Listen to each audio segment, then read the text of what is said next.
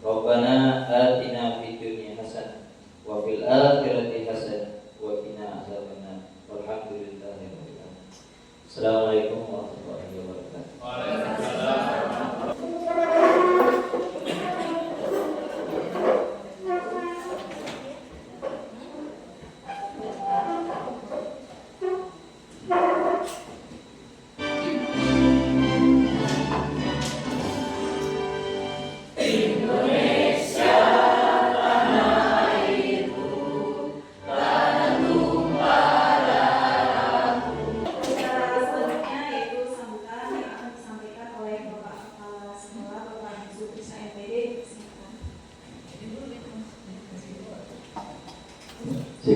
Assalamualaikum warahmatullahi wabarakatuh.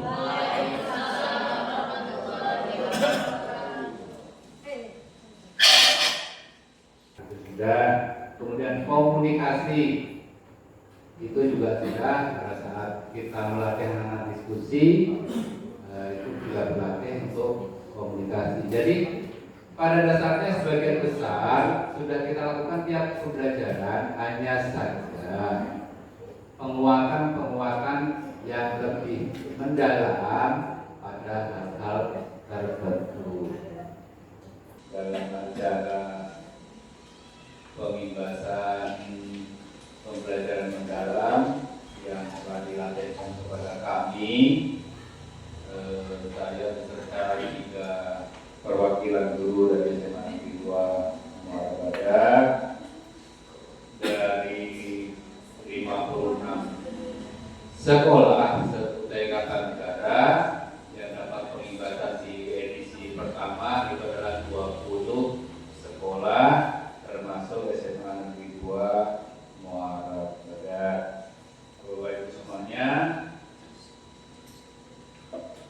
ada beberapa hal yang perlu saya sampaikan terkait dengan pembelajaran mendalam ini sesuai yang kami dapat di pelatihan kemarin selama 5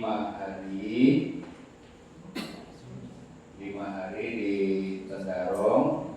Pembebasan praktek belajar mendalam kami nyatakan dibuka. Assalamualaikum warahmatullahi wabarakatuh. Terima kasih Bapak Kepala Sekolah. Acara selanjutnya yaitu acara inti yang akan disampaikan oleh kami ada Bapak Faisal SPD, Ibu Nurul Maulia SPD, dan saya sendiri. Baik, Assalamualaikum warahmatullahi wabarakatuh.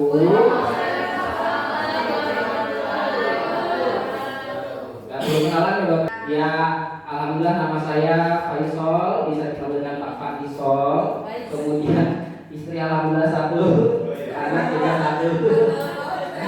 Udah itu aja ya Bapak Ibu. Kita keburu waktu. Jadi di sini, oke, silakan saya melihat kepada kelompok 1.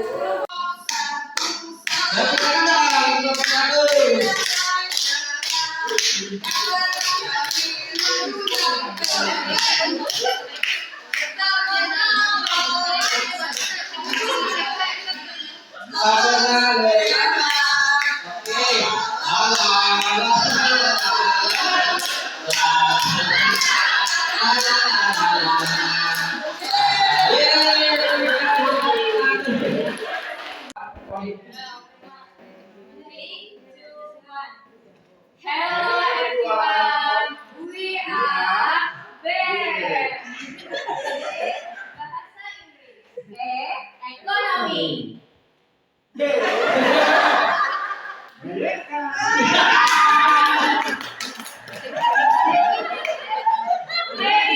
Ready for dictionary.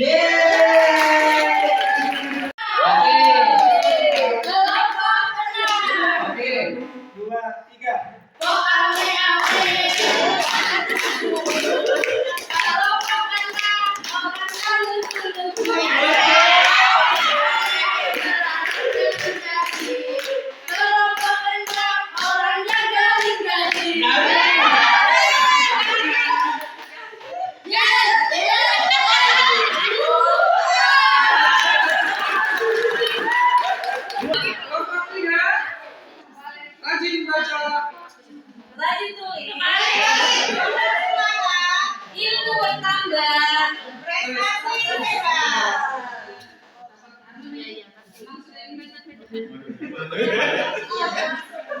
Hey bestiku, marilah kita mencoba untuk berkarya bersama-sama. Hai bestiku, nomor 3.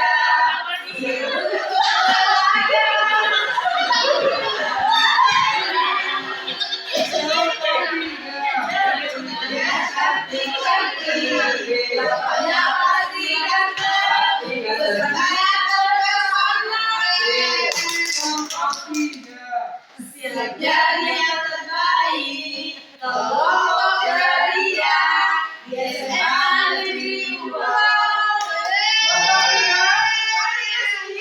super cerdik.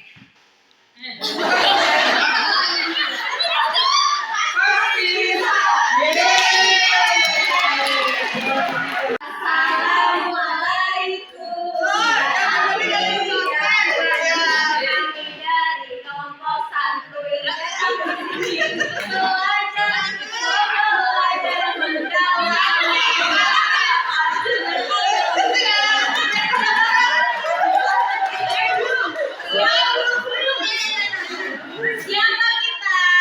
Tim santuy, santuy, semua atas niat tekun.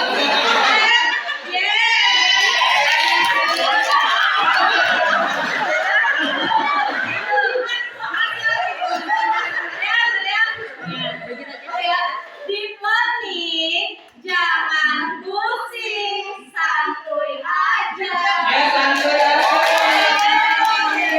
Terima kasih Bapak Kepala Sekolah. Acara selanjutnya yaitu acara inti yang akan disampaikan oleh kami. Ada Bapak Faisal SPD, Ibu Nurul Maulida SPD, dan saya sendiri. Nah, untuk yang pertama kepada Bapak Faisal SPD dipersilakan. Baik, assalamualaikum warahmatullahi wabarakatuh. Ya, belum kenalan ya Bapak Ibu ya, udah kenal ya. Nah, biasanya kalau pasti pelatihan itu fasilitatornya pasti kenalan dulu. Terus sekaligus agak sedikit pamer ya. Kasih perkenalan mendalam. Ya, kamu mendalam. Ya sudah, kalau tak kenal maka tak. Kalau tak kenal maka kenalan. Ya, alhamdulillah nama saya Faisal, bisa dipanggil dengan Pak Faisal. Kemudian istri alhamdulillah 1, anak tinggal 1. Oke, Bapak Ibu, kita keburu waktu. Jadi di sini pertemuan kita yang kira-kira nanti sampai sore itu ada 8 garis besar. Oke, kita mulai dari yang kelompok 1. Satu dulu dong.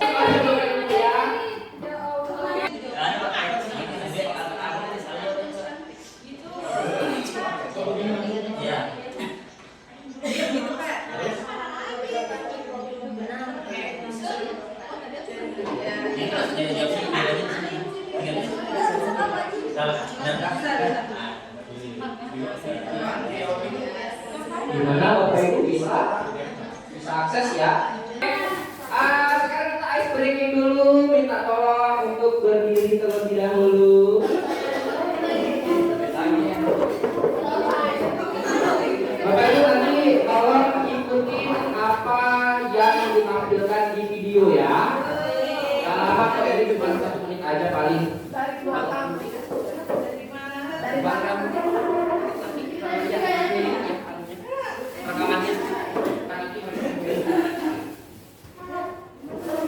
Oke, bersiap.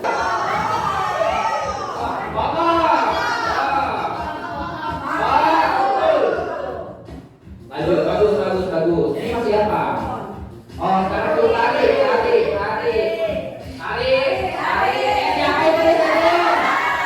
Oke, tepuk tangan untuk dia. Itu akan ada banyak perubahan yang sulit kita prediksi. Sama seperti yang terjadi sekarang kan, guru-guru ternyata dituntut untuk menguasai teknologi. Padahal mungkin sebagian dari kita sehari-harinya tidak berkecimpung dalam dunia teknologi gitu kan. Tapi ternyata kita harus sekarang dalam tanda kutip diwajibkan gitu ya untuk menggunakan teknologi. Ada di Google Classroom-nya. Di Google Classroom-nya ada. Silakan buka Google Classroom, silakan buka yang tugas 1. Kelihatan apa aja disuruh.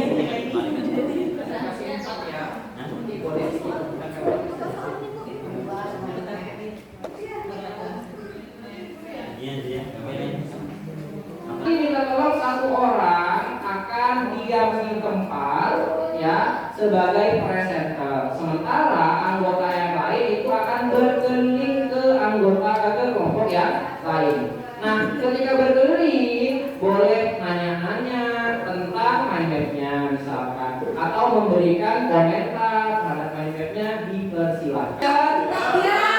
Sudah posisi ya.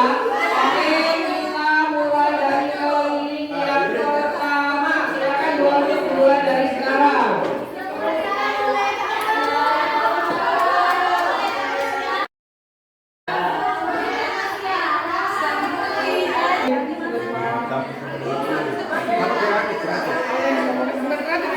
Ini estetik banget tempatnya.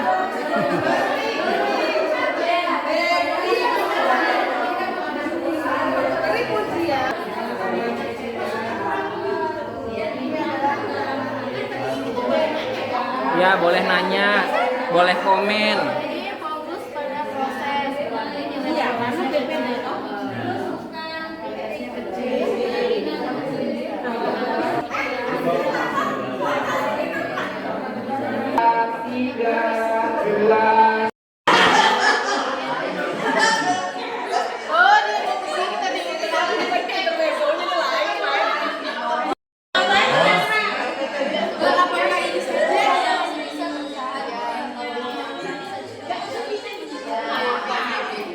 karena BPN masing-masing Bapak Ibu.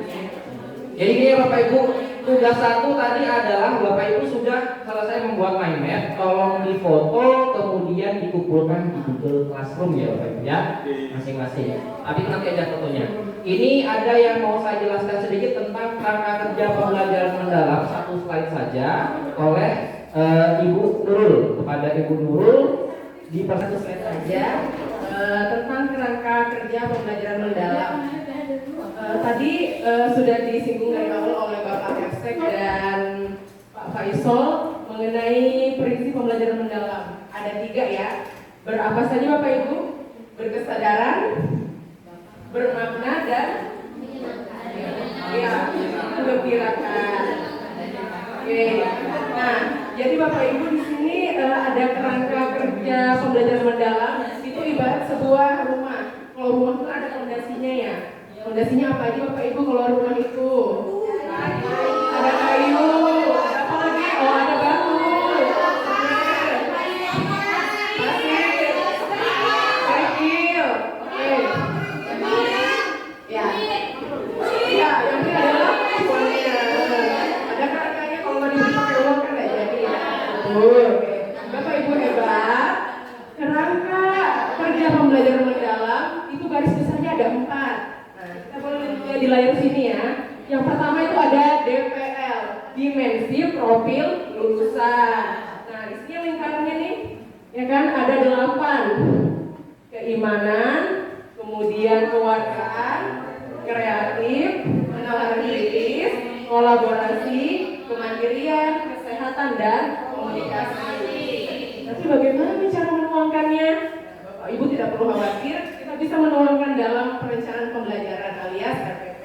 Apakah semuanya 8 itu dimasukkan? Ya, disesuaikan. Misalkan pertemuan pertama boleh nih yang esensial dulu, apa? Keimanan, keluargaan, kreativitas, kolaborasi. Nanti yang berikutnya menyesuaikan lagi. Intinya kalau di perencanaan di pembelajaran itu ada memuat yang dimensi tadi. Langsung berubah semua by proses. Oke. Kemudian ada lagi yang kedua nih, fondasinya prinsip pembelajaran. Nah, ada 4 BBM. Berkesadaran, bermakna dan menggembirakan. Nah, jadi siswa tuh di kelas tuh sadar, tidak hanya fisiknya aja, maksudnya jiwanya di mana-mana kan. Belajar tuh tinggal ke kantin. Ya kan? Jadi harus benar-benar hadir secara fisik dan jiwa di kelas. Betul, di mana ada pasti. Kemudian bermakna, yang kita lakukan itu seperti apa? Kalau ada videonya tentang laut dan sebagainya. Kemudian aplikasi. Di masa itu potensinya apa saja? Nah, kemudian bisa nggak kita manfaatkan? Lalu masuk kedua dimanfaatkan infografis, baru dipakai nanti di sosial media. Jadi sudah masuk ke rangka pembelajaran. Misalkan Bu Aji, surat lamaran, boleh nanti kerja sama siapa ya? Maksudnya mitra-mitra di luar, tidak hanya di sekolah, tapi boleh juga dengan di luar. Ya, termasuk juga dengan orang tua boleh juga kalau ada penugasan itu masuk mitra pembelajaran. Oke. Saya bilang pembelajaran mendalam berkesadaran, bermakna, menggembirakan. Berkesadaran, bermakna, menggembirakan. Pembelajaran mendalam, berkesadaran, bermakna, menggembirakan. Semangat Bapak Ibu ada. Mulai. Oke, tepuk 1, tepuk 2, tepuk 2, tepuk 1, tepuk 3. Kenapa ini sendiri aneh?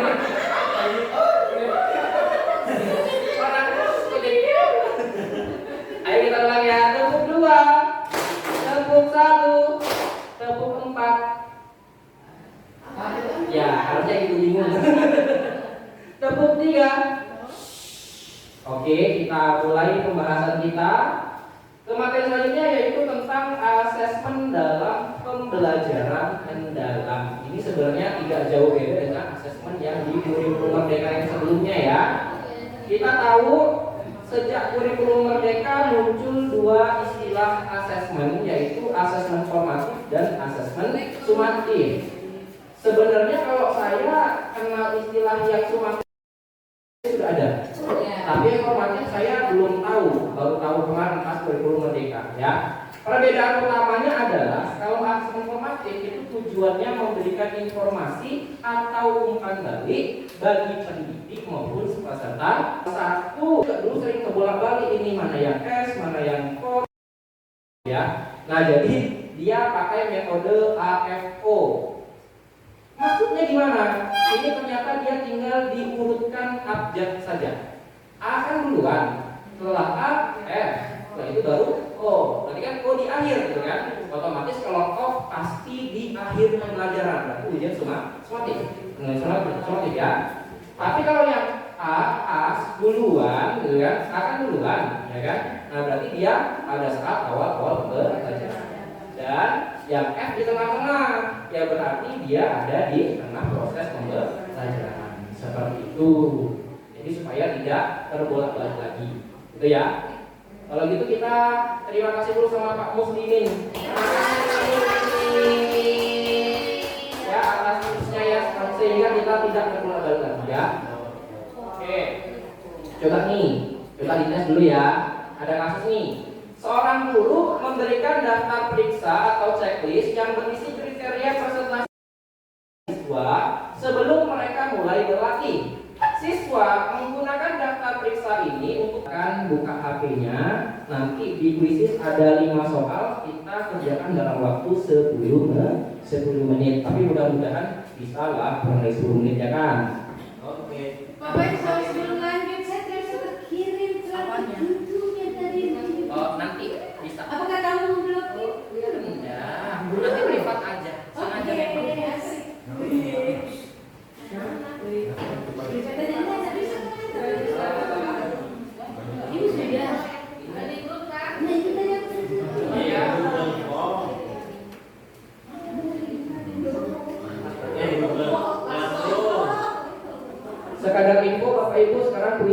ganti nama jadi Wayground. Wayground. Jadi pakai krisis nggak? Pakai krisis lagi sekarang pakai Wayground. Oh ya S, kalau di tengah ya for.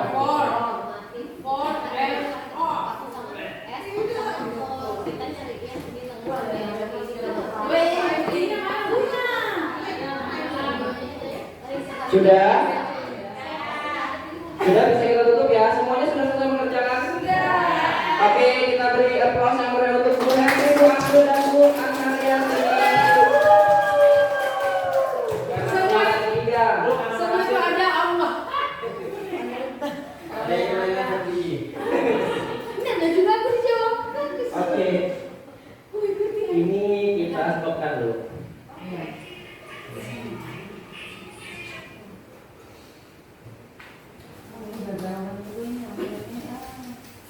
Nah, Bapak Ibu, sekarang kita masuk ke perencanaan pembelajaran mendalam. Dengan kata lain, ini bagaimana cara membuat RPP untuk pembelajaran mendalam.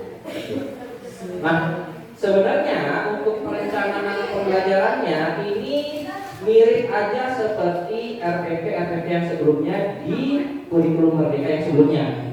Pada seorang guru ekonomi kelas 11 merasa frustasi melihat siswanya kesulitan memahami konsep-konsep ekonomi yang membutuhkan perhitungan matematis seperti elastisitas permintaan, titik impas, dan perhitungan laba rugi. Meskipun siswa dapat menghafal definisi dan teori dengan baik, mereka seringkali tidak mampu menyelesaikan soal-soal hitungan. Nilai rata-rata pada ulangan bab tersebut selalu rendah. Pak Danu menyadari bahwa masalah ini bukan sekedar ketidakmampuan menghafal rumus, melainkan ketidakmampuan untuk mengaplikasikan logika matematis seperti memanipulasi variabel dalam rumus dan menginterpretasi data dalam grafik. Hal ini menciptakan hambatan besar bagi mereka untuk mencapai pemahaman ekonomi yang mendalam. Untuk menguatkan hipotesisnya, Pak Danu berkolaborasi dengan Ibu Retno selaku guru matematika di kelas 11 untuk menganalisis Bu Endang itu berarti?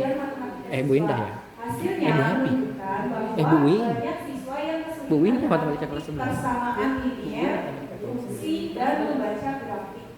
Pak Danu juga melakukan wawancara singkat dengan beberapa siswa yang jujur mengakui bahwa mereka tidak yakin bagaimana caranya menghubungkan rumus-rumus matematika dengan konsep ekonomi. Jadi dalam tahap akses ini terjadi kolaborasi antara guru ekonomi di kelas 11 dan juga guru matematika. Nah, nanti Bapak Ibu akan diberikan tabel yang berisi tahap inquiry kolaboratif. Yang pertama ada tahap akses atau identifikasi permasalahan. Di sana tertulis deskripsi identifikasi. Siswa merasa kesulitan memahami konsep-konsep ekonomi yang membutuhkan perhitungan matematis. Kemudian masalah utama yang ditemukan yaitu kelemahan siswa dalam mengaplikasikan konsep matematika dasar yang menghambat kemampuan mereka dalam menyelesaikan persoalan ekonomi. Nah, jadi nanti tahap merancang atau desain. Di sini menyisipkan konsep matematika ke dalam setiap topik ekonomi. Mereka merencanakan beberapa langkah. Pastikan tersetting bahwa semua orang memiliki link bisa mengedit.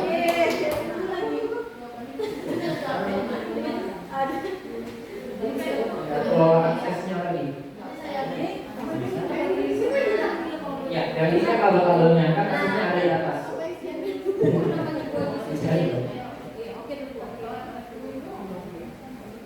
Nah, silakan dari jelas. Siapa yang mengerjakan tahap 1, siapa yang mengerjakan tahap 2.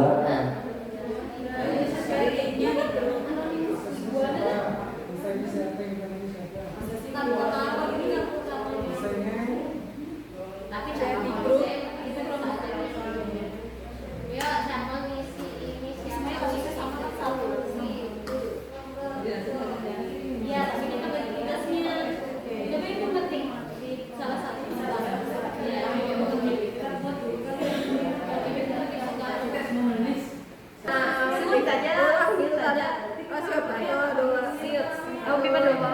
payung gambreng. Mau aja sama aku aja. Payung gambreng. Aku aja gitu ya. Langkah perbaikan, nanti bajunya yang ini. Langkah perbaikan dan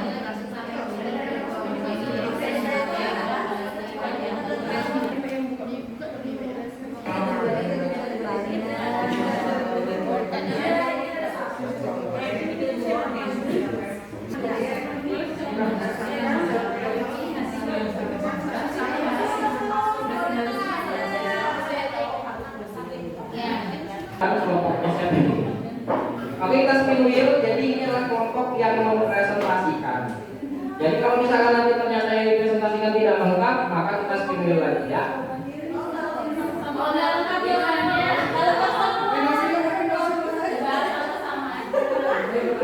Oke.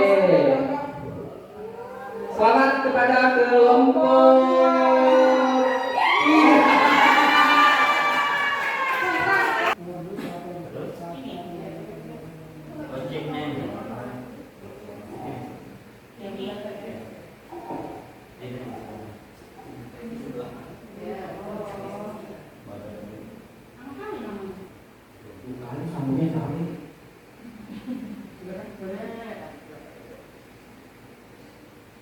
Nah, ini dia. Ada confident Siapa confident N? Kelompok selanjutnya ajarin bikin game kayak gini. Oke, bisa. Nanti bagian paha ya.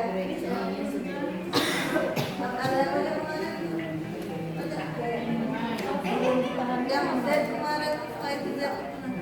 Ini apa tadi? Yang merah. Yang merah belum paham, yang biru udah paham.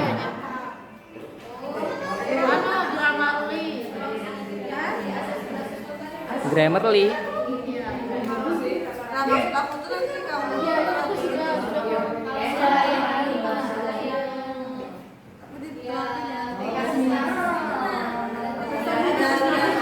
Ya.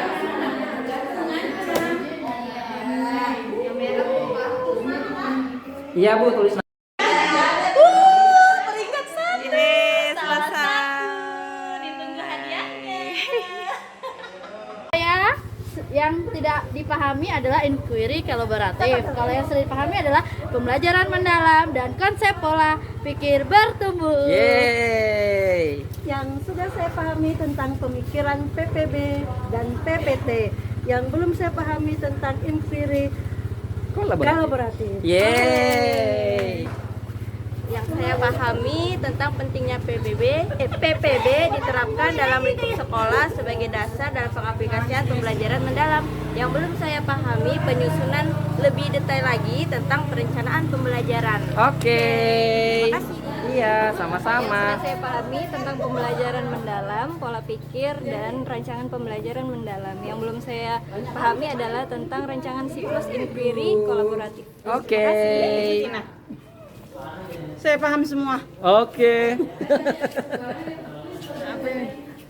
Yang belum paham apa Bu? Ya, oke. Yang sudah saya pahami yaitu tentang pelajaran mendalam PPT dan PPB. Oke. Selanjutnya yang belum saya kurang pahami itu membuat perangkat pembelajaran mendalam. Oke, nanti diperkuat Bu ya.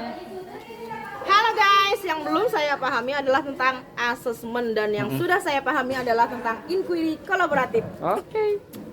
Yang belum saya pahami yaitu PPT dan PPB. Yang sudah saya pahami masalah PPT dan PPB. Yang belum saya pahami yaitu materi inquiry. Oke, terima kasih Pak. Oke, yang sudah saya pahami tentang pembelajaran mendalam hari ini untuk semuanya sudah. Yang belum saya pahami tentang studi kasus inquiry kolaboratif. Oke, nanti diperkuat ya. Oke, makasih. Sama-sama. Oke, hal yang sudah saya pahami adalah semua hal tentang pembelajaran mendalam yang sudah disampaikan pada pengimbasan hari ini. Terus yang belum dipahami adalah bagaimana pengaplikasian inquiry kolaborasi dengan kasus real yang ada di sekolah. Oke, kan tuh saya sebenarnya sudah paham semua tentang apa sih itu pembelajaran mendalam, studi kasus, kemudian berkolaborasi dengan guru mapel yang lain. Kemudian yang belum ini kadang terbolak-balik ini of us for dan masih perlu pembinaan atau pembinaan selanjutnya dari Bapak Faisal. Oke. Yang sudah dipahami yaitu tentang definisi pembelajaran mendalam, PPT dan juga PPB. Dan yang belum saya pahami di sini yaitu saya masih bingung dengan measure, reflect dan change pada inquiry kolaboratif. Oke. Terima kasih. Dadah. Kami tentang bagaimana membuat perencanaan perangkat pembelajaran mendalam. Oke. Karena tadi belum dibuat contohnya. Tapi nanti dalam seminggu Ya, bisa buat yang ya sudah harusnya ya. dipahami tadi tentang PPT sama PBB sama tadi inquiry. Oke. Kalau Bu Tika? Kalau saya udah paham apa sih yang dimaksud dengan growth mindset and fixed mindset. Yang masih agak bingung tuh gimana caranya kita mengenali suara dari fixed mindset tadi, sama membangun motivasi untuk menyadari bahwa kita punya pilihan. Oke. Oke, itu aja. Thank you, bye-bye. Sini dong. Harus buat video kah Pak Faisal? Hah? Bisa langsung balik. Apa? Harus buat video kah? Iya. Yang udah saya pahami apa gitu. Sikat aja ya. Iya. Yang sudah saya pahami adalah tentang kerangka pembelajaran deep learning. Nah, yang belum saya pahami terkadang, tidak semua sih, alhamdulillah, terkadang masih sulit membedakan jenis-jenis asesmen ketika sudah masuk ke dalam soal. Tapi soal-soal yang kompleks itu yang terkadang masih bingung. Oke. Terima kasih. Iya. Halo. Bu Haji dulu. Yang sudah saya pahami adalah kerangka pembelajaran mendalam, PPT dan PBB. Yang belum adalah jenis-jenis asesmennya. Oke.